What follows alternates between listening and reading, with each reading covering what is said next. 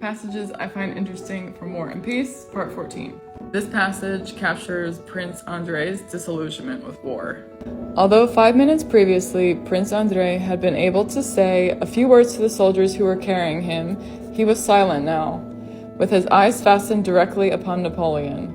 So trivial seemed to him at that moment all the interests that were engrossing Napoleon, so petty seemed to him his hero, with his paltry vanity and glee of victory, in comparison with that lofty, righteous, and kindly sky which he had seen and comprehended, that he could not answer him.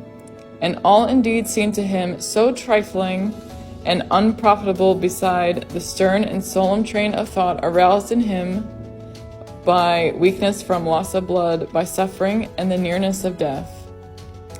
Gazing into Napoleon's eyes, Prince Andrey mused on the nothingness of greatness, on the nothingness of life, of which no one could comprehend the meaning, could comprehend the significance, and on the nothingness, still more, of death, the meaning of which could be understood and explained by none of the living. So we see his disillusionment, we see his existential crisis come on after his near-death experience in the battlefield, which I read in the earlier TikTok.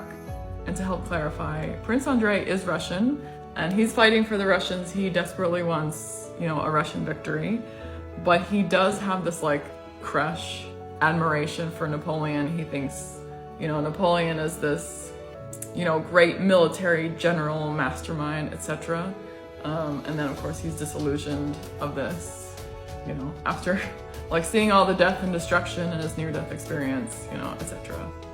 Although in the case of Prince Andrey, I think you could successfully argue it's not really the death and destruction that he saw that has made him question all of this, but more like his near-death experience with this lofty sky and his comprehension of oneness and nothingness that is really driving this existential line of questioning for him.